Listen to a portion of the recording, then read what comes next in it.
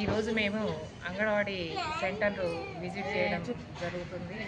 అక్కడక్కడ ఎక్కడ బాగలేవు అనేది కొన్ని చూసుకుంటూ రావడం జరిగింది.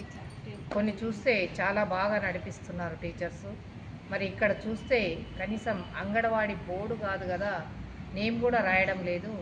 మరి టీచర్ని రాజేశ్వర్ గారిని అడిగితే మరి 5గురు వచ్చారు, వాళ్ళకి జ్వరాలు వచ్చాయి వెళ్ళిపోయారని చెప్పడం జరుగుతుంది. అంటే 5గురు వస్తే 5గురికి జ్వరాలు వచ్చి వెళ్ళిపోతారా? మరి అది చెప్పడం కరెక్ట్ కాదు.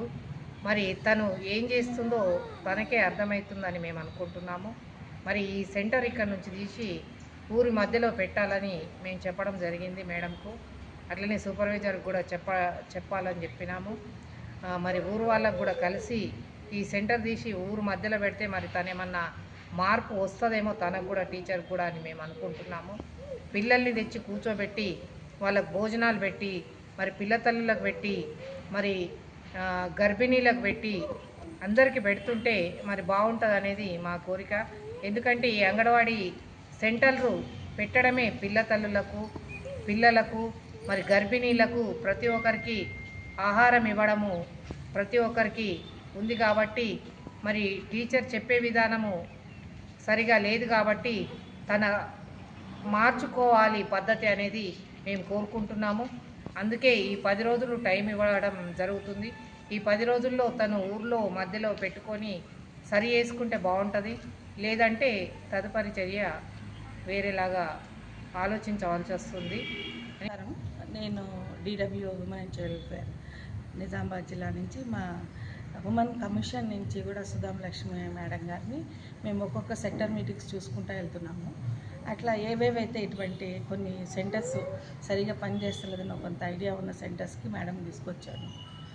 అయితే ఇంతకుముందు కూడా ఈ సెంటర్ సరిగ్గా లేక 2 విజిట్లు వచ్చి చూసి ఆ సెంటర్లో నుంచి పిల్లల్ని తెప్పించి సాపేసి కూర్చోబెట్టి ఒక 8 మంది వచ్చినారు ఆ రోజున.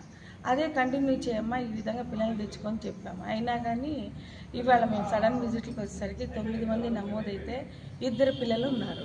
అంటే 2 out of 9 మెంబర్స్. ఇక గర్భిణీలు, బాలింతలు, ఇక 3 ఏళ్ళ లోపల పిల్లలకి వాళ్ళకి నేను already material last working day కదా మేడం, సెక్టర్ మీటింగ్స్కి వెళ్ళాలి కాబట్టి అన్నీ కంప్లీట్ చేసుకుని అన్నీ ఇచ్చేయాల్సిందంతా ఇచ్చేసాను అంటున్నారు. కానీ 2 పిల్లల కోసం ఒక అంగన్వాడీ కేంద్రం కాదు కదా, ఆల్మోస్ట్ 1 గంట అవుతుంది. మన ప్రీ స్కూల్ పిల్లలైతే ఉండాలి. 9లో కనీసం ఒక 50% అన్నా ఉంటే పోనీ సెంటర్ నడుస్తుందని చెప్పుకోవచ్చు. సో మేము చూస్తున్నాము. ఒకటి ఇక్కడ మేము అబ్జర్వ్ చేసింది ఏంటంటే బాగా కోతులు పెడుతుంది నిజంగానే. ఇందాక మేము ఇటు వచ్చేసరికి పిల్లలు అన్నం తింటుంటే 7-8 కోతులు జంప్ చేస్తా చూస్తుంటే పిల్లలు బాల్ చేసి ఏడ్చినారు. వెంటనే తలుపు గొళ్ళాలు పెట్టేసి వాళ్ళు తినిపించినాక ఇప్పుడు తలుపులు తీసాము. సో ఇంత కాంప్లికేటెడ్ ఉంటే మామని ఇమ్మీడియట్గా ఊర్లోకి మధ్యలోకి మార్చుకోవాలి సెంటర్. ఇళ్ళ మధ్యలో ఉంటే కొంత కోతులు బాగా తగ్గుతుంది. సెకండ్ ఇక్కడ ఆయా కూడా లేదు కాబట్టి పిల్లలు తోలుకొని తీసుకొని రావడం అనేది కుదరలేదు. కాబట్టి ఖచ్చితంగా ఊర్లో ఇళ్ళ మధ్య పెట్టుకునేటట్టుగా ఏర్పాటు చేయమని ఆమెకి ఆదేశాలు ఇస్తున్నాం, సమయం కూడా ఇస్తున్నాము. ఆ సమయంలో ఆమె షిఫ్ట్ చేస్తుందా సరే, లేకపోతే తదుపరి చర్య ఎటు చేయాల్సిన అది టేకప్ చేసుకుంటాం. కేంద్రం రూపురేఖలు తెలియకుండా దాని మీద బోర్డులు అయితే పెయింట్ రాసుకోవాలి. పెయింట్ అయితే ఎవరు దొంగిలించుకోరు కదా. ఆ గోడ మీద చెప్పించి ఒక 25-50 రూపాయలు తీసుకుని చిన్న డబ్బా వాడుకొని పెయింట్ చేయించుకుంటే ఎప్పటికీ పర్మనెంట్గా కనిపిస్తుంది కదా. ఏ పని నీ నుంచి శ్రద్ధ లేదాడ, ఒక శ్రద్ధ, ఒక పని, అయ్యో దీని మీద నేను బతుకుతున్నాను, నాకు ఇంత జీతం ఇస్తున్నారు, దానికి నేను ఏం చేయాలి, ఎట్లా ఇంప్రూవ్ చేసుకోవాలనే శ్రద్ధ ఉంటే ఖచ్చితంగా చేస్తారు. ఇటువంటి వాళ్ళందరికీ ఒక్కొక్కరిని బేరీ తీసుకుంటా పోతున్నాం. సో నెక్స్ట్ మీరు ఈ 10 రోజుల్లో కనుక ఇంప్రూవ్ చేయకుంటే తదుపరి చర్య తీసుకోవాల్సి వస్తుంది.